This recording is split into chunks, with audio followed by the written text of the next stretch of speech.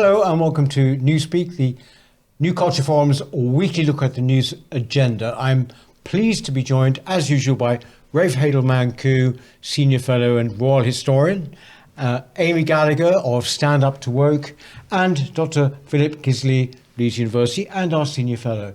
We're going to go right to it, actually. First of all, Amy, basically, what's interesting about this week, actually, is that two news stories, which are very, very important, feature people that have been on this channel that we've supported. And indeed, the first thing we're going to talk about actually is related to Harry Miller. But if you could actually fill in this is about the latest attack, isn't it, on free speech that we're seeing from this government. Yeah, so Yvette Cooper, the Home Secretary, has announced essentially she's going to undo the guidelines that were brought in by Suella Braverman around the recording of non-hate crime incidents. So this all started off, or came to most people's attention through the case of Harry Miller, who's, as you say, been on the show several times. He had a non-hate crime record to his name, essentially because he was tweeting very kind of basic things about men can't become women. He retweeted a limerick about transgenderism and just essentially pushed back on trans ideology. And he got a call from a police officer saying essentially that while he hadn't done anything criminal, he needed to check his thinking. And he had a hate crime incident recorded against his name. And this is quite significant because around 120,000 people had these hate crime incidents to their name, which comes up on people's DBS checks. So even though they hadn't done anything criminal, it would come up, it would almost flag up as though they had done something criminal. So he took legal proceedings against Humberside Police for the recording of this, because he was essentially saying, well, this is infringement of my freedom of speech. I hadn't done anything wrong. He won the case against Humberside Police, but he lost his case against the College of Policing because he was also saying it was essentially their guidelines that were causing this. Then he took it to the Court of Appeal and he won at the Court of Appeal. So this brought this to kind of a national issue, and he was backed by the Free Speech Union. And then eventually Suella Braverman brought in guidelines essentially saying that non-hate crime incidents should only be recorded if there's a real significant likelihood that they will lead to a criminal act or harm. And actually the police need to really consider freedom of speech when considering whether to put someone's name down for one of these things. So we essentially saw the end of these non-hate crime incidents, and they sort of went away. But Labour essentially is saying they're going to bring them back, and this is a real cause for concern because essentially what they mean is that if anything, any kind of incident which is perceived by the victim or anybody to be motivated by prejudice or any kind if hatred, that they could have. That could be recorded against their name, even if they haven't done any, even if they haven't done anything, even if there isn't any evidence of it. It's just somebody's perception that they have said or done something which has caused them or somebody else some kind of harm. So, I mean, this could be any of us, all the things that probably most of us have put something on Twitter that could be interpreted by somebody to be to cause some kind of harm. So it's incredibly concerning that Yvette Cooper would want to bring this back. And I guess the question that most of us are thinking is why? Because it was so obvious that these were totally Orwellian. I mean, in Harry Miller's case at the Court of Appeal, the judge himself said, in this country we don't have a Stasi, we don't have a Gestapo. This is totally Orwellian. Yep. So it really felt like, yes, we've come to our senses on this issue in this country. But obviously we clearly haven't, because Labour are, only a month in and they're bringing them back, essentially. Before we go into it, as I remember it, there were a huge number of these non-crime hate incidents on the books. Yeah. Do we have any idea of how many? Hundreds? 120,000 people had hate crime incidents recorded against them. And we don't know to what extent that affected their ability to get a job. A lot of people didn't even know they had them against their name. And we don't know how many the government will do in the future. The thing is that the logic behind what Yvette Cooper's doing is that apparently, or the excuse, there has been a rise in so-called Islamophobic incidents and a rise in anti-Semitic incidents. They quote various statistics and percentages. But behind it is this idea, which is the whole non-crime hate incident idea, is that these will escalate, that this will show some form of escalation in the long run. How on earth do you actually decide that?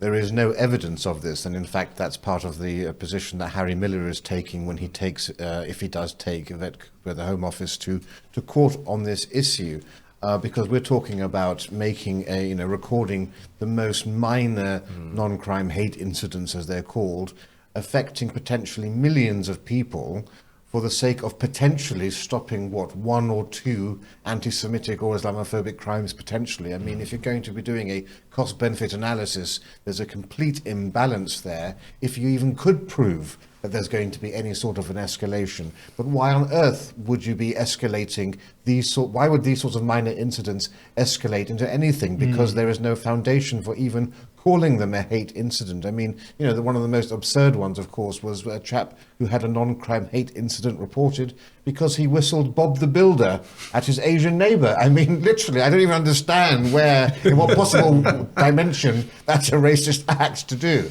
And that's what we're talking about. And I think we should all be extremely worried that in its first few weeks, they've only been in power for a few weeks, and we've seen them striking down the higher education free speech.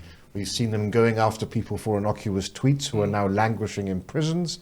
And now we have this again. We celebrated in 2022 when Suella Braverman, as Home Secretary, decided not, and we had the Court of Appeal on the issue of non-crime hate incidents having a very high threshold. To have that high threshold lowered to what Yvette Cooper is calling for is extremely worrying. And it's going to essentially have a chilling effect on freedom of expression in this country. There's no other way to talk about it. Yeah, I mean, this Islamophobia, anti-Semitism thing is like a kind of Trojan horse, isn't it? But I don't know where they get their figures from. So they're saying that anti-Semitism incidents of anti-Semitic hate have doubled. I can kind of believe that. It's probably more. But they're saying that the Islamophobic incidents have gone up threefold. Now, I'm not sure where that comes from or what kind of incidents they are. It's like everything else, isn't it? It's a retreat from reality. This isn't crime. This is something that's a proxy to crime. It's not. It isn't the real thing, and it represents and reflects the wider culture of telling off, of cancellation, of pile-ons, and it just formalizes that kind of thing. It's very frightening, and I think it's down to all of us to really push back on this and play with it as much as we possibly can. And I don't think there's any surprise that this has come just after the riots and the protests. This is one of the things some of us were talking about. The Labour Party would seize on these riots as a pretext for a clampdown, and actually made the public essentially created an atmosphere whereby the public would be far more likely to go ahead with it than perhaps they would have done had there not been the riots. I think they have sowed the ground for this sort of a thing. And you ask about how many anti-Semitic and Islamophobic acts there are. What qualifies as an Islamophobic act? This is crucial, because there are things that are probably legitimate criticism of Islam which are deemed to be that way. I saw one newspaper headline from looking at police reporting into hate crime incidents where only 0.6% of hate crime reports had any legitimacy to them. So what? 6%. 0.6. So what evidence? Are they going at the 0.6 or are they just recording people who've reported hate incidents? There's a big difference in those two and what it means. The other thing that plays into the discussion is the two-tier thing, isn't it, as well? So people are going to have, I don't know what they'll have. Will they have criminal records or ticks against them that says their politics is wrong? Because essentially that's what it is. It's not about hate, it's about politics. But if you have that on your record or on a DBS check, then that can be really, really difficult for you. But you play it against other things that are happening on a daily basis. And we're going to talk about misogyny. There was a story today that I read that I was just flabbergasted about. This was an Islamic fundamentalist who attacked 3 women in a petrol station in Bradford for wearing makeup and ordinary clothes, and he called them, I'll say the word, slags and prostitutes. He got a suspended sentence for it. Now, that's not that much different to saying something nasty on Twitter in terms of the repercussions. So the ramifications for this, again, it's about pushing back on reality and putting ideology ahead of sense. Isn't Harry promising to, get into action again about Fight this? back, yeah. Presumably get arrested again or repeat the same things that he got arrested for in the first place. Yes. We know that he's a fighter and he wants to, he saw it as such a huge victory for himself. And It was. Yes, of course it was. And the Free Speech Union too. It was 5 years ago, I think. Right, 5 or 4 years ago. And actually, Harry came on to talk about it, Harry Miller. He's been on the channel, as you say, quite a lot. But that interview that he did with me on the interview show is still the highest interview we've had in terms of views, actually. It was that important, actually. Yeah, but I think what's even more worrying this time round is this is happening under a Labour government. Yeah. So they're going to be more, strong, have push these ideas even more strongly. And it's coming at a time, and this is why it's so deranging, it's coming at a time when there is more lawlessness than ever before. We are seeing so many stabbings in the news that it beggars belief that they would focus on kind of words and recording small misdemeanors. We really are entering a kind of state of anarcho-tyranny. I mean, this is what a lot of commentators are calling it. And while we're seeing kind of extreme lawlessness, we're seeing, free stabbings at the Notting Hill Carnival. We saw an incident of a woman in Nando's who had something thrown in her face.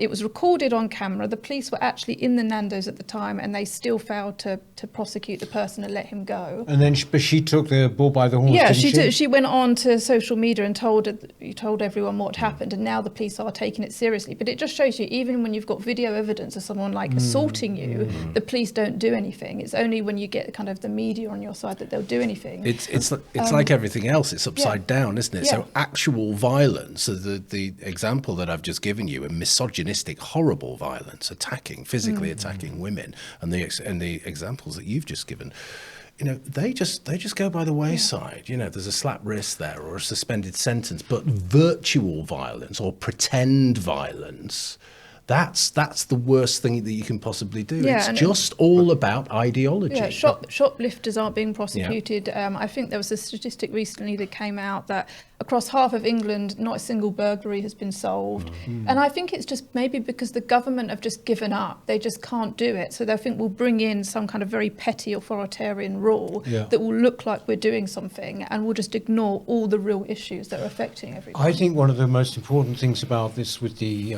non-crime hate incident, but also with hate crime, is the subjective element. Yeah. If you're talking about how we get out of this terrible nightmare, it is actually to take the subjective element out of the law, isn't it, Rafe?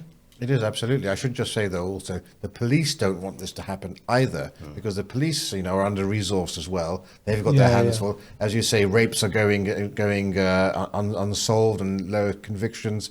Shoplifting's not being dealt with. They have other much more pressing issues to deal with, and they don't want to have to sift through all of these sorts of things either. But you're quite right. I mean, we're in this bizarre dystopian world now where if I say something to you, but somebody else regards it as offensive, that harm will have been caused to somebody else who wasn't even in the room or privy to any of this. That's where we are, and that's the subject. It's not just subjectivity, it's also who is now deemed to be a potential victim of something that's happening. There's something deeply wrong in this country.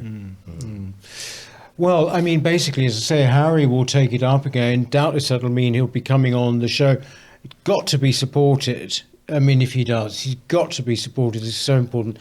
This is where we sort of come in, actually. I mean, I was just going to say, because our next story, actually, we had the woman involved in this legal case in Australia actually on the programme. Are you going to tell us about that? I mean, it's a similar kind of deal. This is so important what's happened in Australia. Yeah, I mean, this is classic identity politics gone mad, and a real danger to women. Pornography and all of those things combined. So this is Giggle. This is an online space for women to meet and socialise, basically. I'm going to call them a trans person called Roxy Tickle.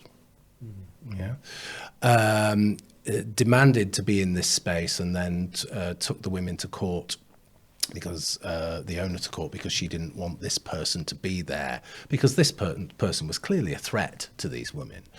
And the judge in the case came up with the phrase that sex is changeable. That's a quote. That's what the judge said. Sex is changeable. So all of a sudden, you see all of the ramifications. Again, it's the same story, but just a different version of it. It's the trans version of it. The ramifications are really quite terrifying. If sex is changeable and X chromosomes and Y chromosomes have to take second place, or they don't even count, it's all about gender subjectivity and how I identify this afternoon, then of course we can have biological males beating the hell out of women in boxing rings. We can have biological males beating them in all kinds of sports. And we can have biological males in all female spaces, toilets, and all the rest of it. Isn't it right to say that this judge in this case in Australia, which was this week, right, has effectively answered this question, what is a woman? Yeah. And essentially, what was being put was that the CEO of Giggle was arguing that a woman is based on biology, the biological definition of a woman, and therefore her discrimination of this trans woman, in other words, a man, was lawful discrimination because it was a app for only biological women. And the man, the trans woman, was saying, well, no, I'm legally, I've been for a sex change and I have a certificate saying that I'm a woman. So there's these two kind of versions of a woman being put to the court. Is a woman based on biology, or is it based on having a certificate that says you're a woman? And essentially the court ruled that it's having a certificate that says you're a woman makes you a woman. And that's what's key here, I think, because you don't have to have surgery, right? Although this character has. This character has had. But what the judge is saying is it's a matter of personal preference. Yes, and it's of course, incidental. One of the things is, we talk about the trans movement increasingly. We don't talk about the transgender or transsexual movement. Trans is an umbrella term which includes transvestites. Most transvestites are straight men who are married, and but just the act of dressing up will now mean that they have, because it's a fetish. You can have your discussion about whether there's a mental aspect to being transgendered, but the transvestite thing is a sexual fetish, and they will now be able to use this also as a means of accessing, because that's what the judge has said here. And it doesn't just apply to Australia, because this is common law precedent, which can then be cited elsewhere in the Commonwealth and other countries that have common law. And I think it behooves Giggle, and there must be more fundraising done for them, because they have to appeal this, because right now this is just one judge in a lower court who has made this decision, and you can't have something so fundamental as sex-based rights decided by just one judge. This has to go up to higher levels in the Australian legal system to have hopefully saner and a broader and more experienced judges rule on this. And it's very important to remember, of course, that before trans ideology, even 10, 15 years ago, people didn't care about transvestites. No one hated transvestites. It just didn't. Nobody cared. Men could dress up as women or pass as women, and that was perfectly fine. It was only when men started invading female spaces and putting women at risk that people balked. It's as simple as that. Also, there's the element of compulsion. That you must accept that I am a woman. As we say, in fact, actually, a lot of the people we're talking about in these cases, apart from this guy, as I say, should actually just, strictly speaking, be called transvestites. I mean, they have not had surgery. 90% of people don't have surgery, apparently, now. But the thing is, the implications of this are great. And as you say, we should support her. The lady involved is Sal Grover. You might remember she was interviewed on our channel. When she came on, she came over here to Britain specifically to get support, financial support for her case. And she was on a number of shows like this. and it worked. I think she got about £140,000 in her crowdfunding as a result of that. It's going to have to happen again, isn't it? But I mean, the fact is that you've got to help. These are single people who do this. I mean, think of actually what we could do if there were many of us. Yeah. Well, there are many of us, but if we banded together. But the implications of this, as you say, are huge, aren't they? Because it also goes back to certain treaties, doesn't it? It's not just that they've just come up with this definition, because I think that Sal Grover was using the Equalities Treaty or something as a way of fighting this. But of course, that's now been shunted to one side as a result of it. Very, very worrying, isn't it? It's extremely worrying because it has all sorts of other implications. I've already talked about the women's sport, but I'm very concerned about safeguarding in children. Yeah. If it's just about gender, it isn't about biological sex, then that opens up a huge can of worms, which is already open. We know that. We know what's happening in schools. But it's identifying in terms of gender, but also identifying as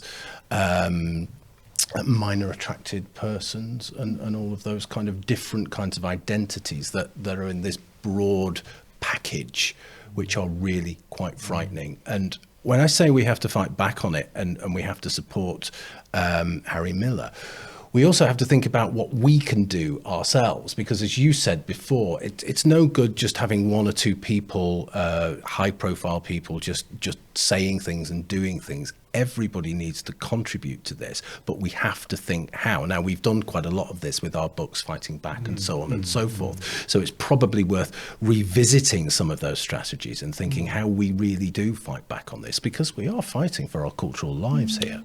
I think what was most shocking about this is I think a lot of us thought that this argument had been won. Yeah. That we'd, finally defined what a woman was. We'd, had lots of milestones. We've won quite a lot of legal cases. And this has just shown that actually the battle's still ongoing. It's not won. And we're also seeing here in this country, the British Medical Association has been infiltrated by activists, and they're wanting to repeal the Cass review and potentially argue that we should bring back puberty blockers. So these people, they just function like a cult. Actually, they don't listen to any kind of other side of the argument, and they just push that whatever they can get away with, they will, and they don't care about any evidence or any morality. They will just keep pushing. So we have to remain completely vigilant against this. And also, the fact is, look, I mean, the truth is that when it's people like us. Right, it's not political parties, actually. That's rather a gauche segue into our next topic, but at the same time, it really is not. You can't look to political parties for action in these kind of fundamental fields. Rafe, it's been reported today, a few weeks ago, there was just a lot of talk that the Tories and Reform should merge. Apparently, according to one poll that's been in the paper today, about 4 out of every 10 Tory supporters would support that. Is that right? That's right. This is a YouGov poll that's just come out, so YouGov very respectable. It's based upon a sample size of just under 1,000. And when you think that we do national polling based upon 1,000 people, given the small size of the membership, it's quite a good, accurate, I would say, synopsis of where the Tory party membership is. 42% of Tory members believe that there should be a merger. Now, that's almost half, but equally important, 51% believe there shouldn't be a merger. So the party is actually having its own sort of existential crisis within its membership about which direction to go in. But more than half of Tory voters do believe that if there was a merger with the Reform Party, that they would have a much better chance of winning the election. This comes, of course, on the back of the fact that 25% of Tory voters deserted the Tory party to go over to Reform in the last election compared to how they voted in 2019. What's also interesting, actually, is to go into a bit more of these details, is that more than half of the Tory party membership, quite rightly, believe that the next leader has to bring the party to the right, compared to 12% who believe the party should stay where it is. and ridiculously 34% believe it should actually move to the left. It's hard to think how it actually could move any more to the left, but there we go. Now, That's of worrying, course, actually. and of course we know that's basically the sympathies of most of the existing Tory MPs are actually with that minority of Tory party members. Now, of course, we have a Tory party leadership campaign coming up. People like James Cleverly and Tom Tugendhat, they've ruled out a merger. So has Kemi Badenoch.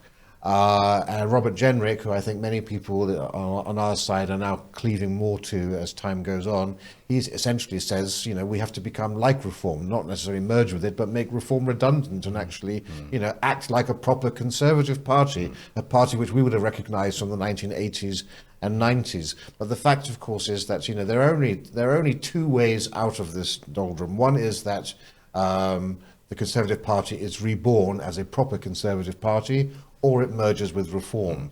There's no other way in which we're going to ever hope to have a proper Conservative party coming out. Going to the left won't work. We can't have two parties on the centre-right because the vote will be split forevermore, and you'll never get a Conservative, small c Conservative government again in this country. But, there are huge questions for the Tory party.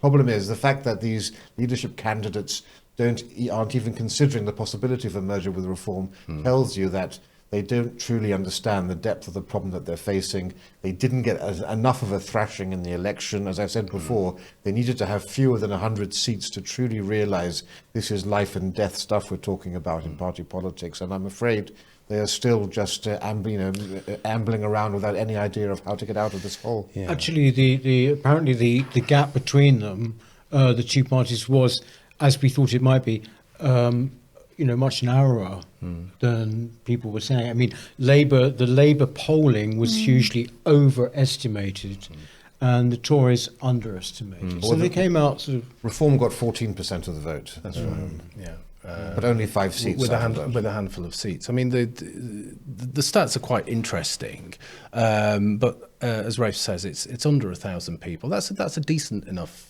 sample in terms of getting a sense of things. But 42%, 51%, it's neither here nor there. The really interesting stat was, I think 86% of Conservatives said that they don't want gender ideology that we've just been talking about anywhere near children under 18. So what Conservative voters want, shock horror, is cultural and philosophical conservatism, and they're not getting it.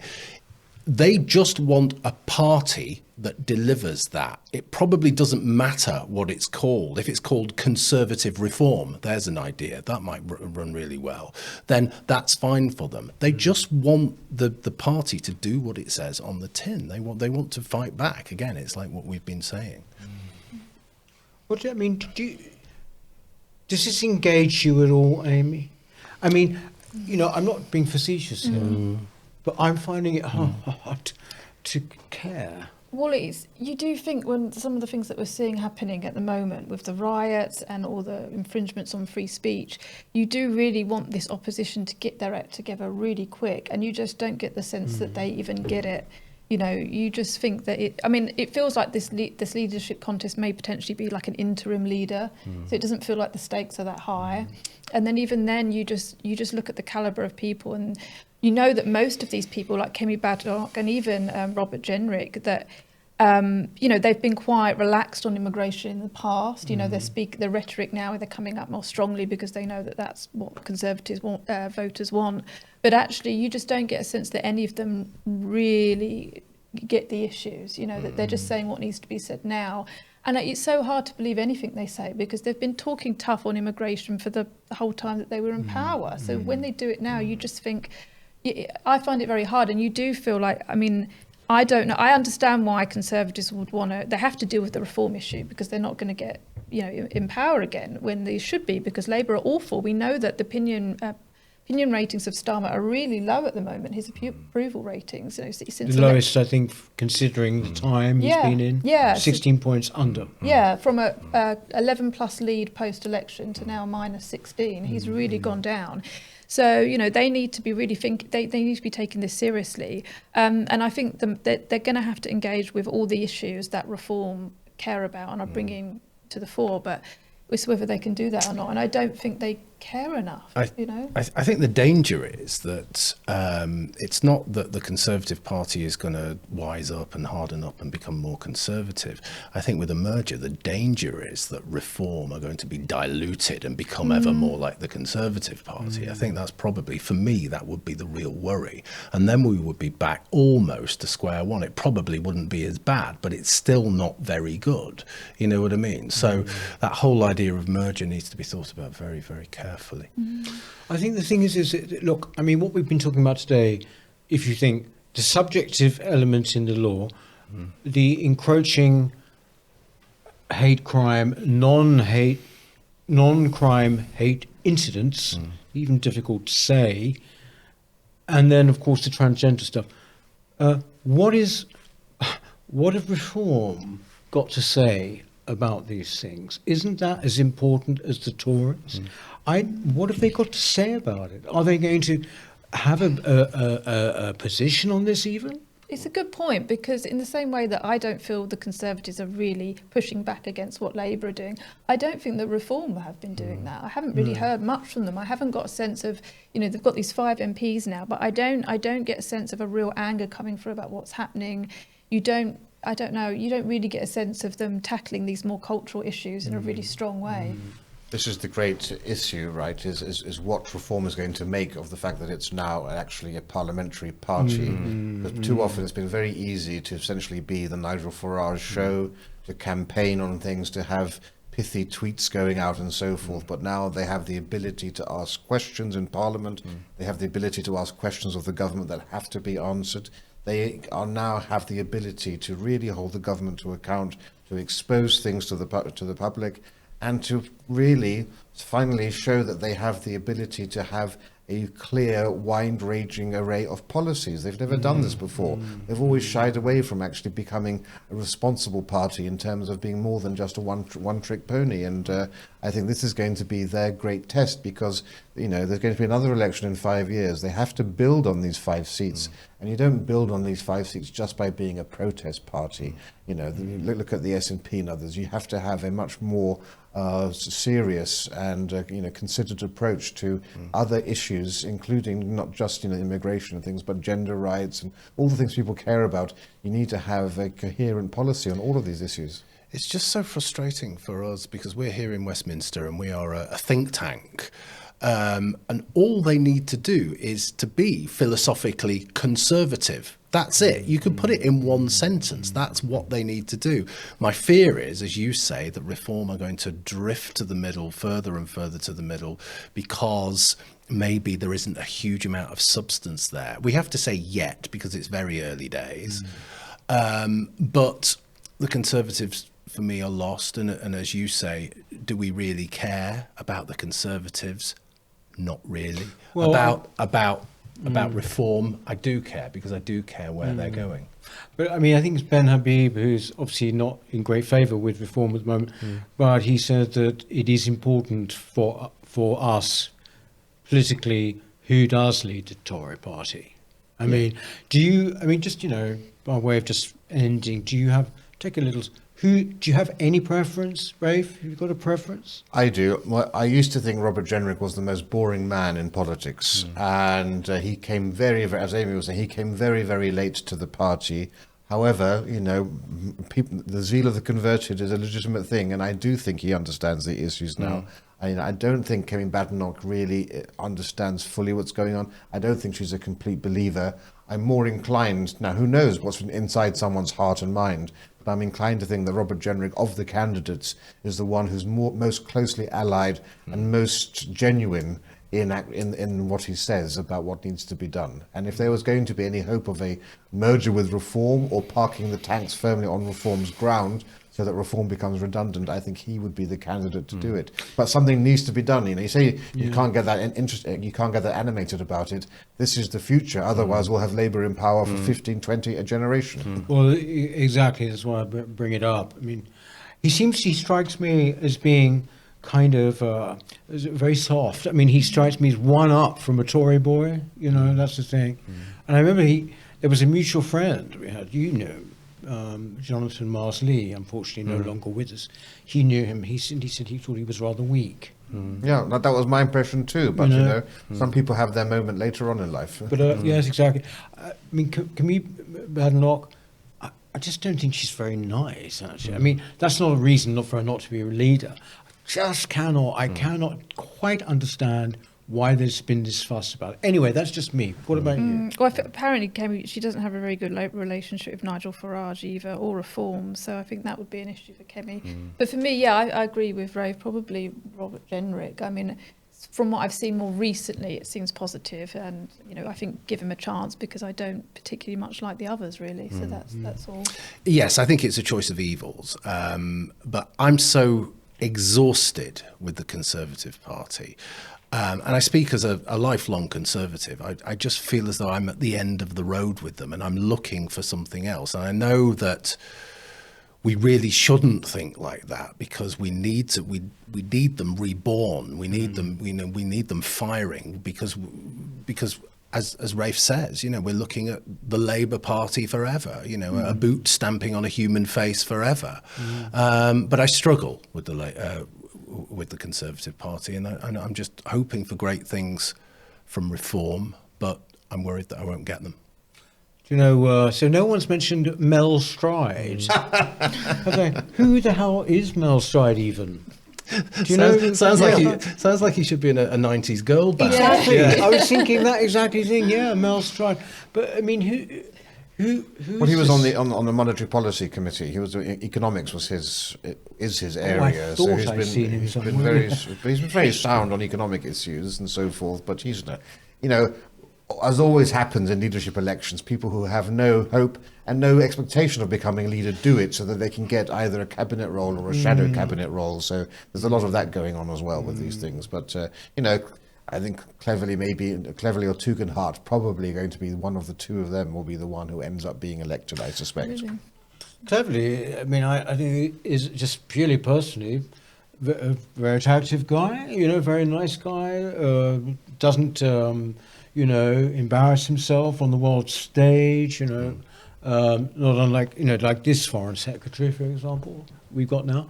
But anyway, it looks like it might be him, actually, doesn't it, I think? But he's up to his neck in all of the issues we're talking about. He was there. He didn't resign over immigration. He won't apologise for anything in the past. So, yeah, he's I know the chap personally, he's a very, very decent person. Not decent, but he's a very nice person, affable. But I'm sorry, unforgivable to have been in this government for so long and said nothing and refusing to apologise. They just don't get it, or they refuse to get it. It's just exhausting, as I say.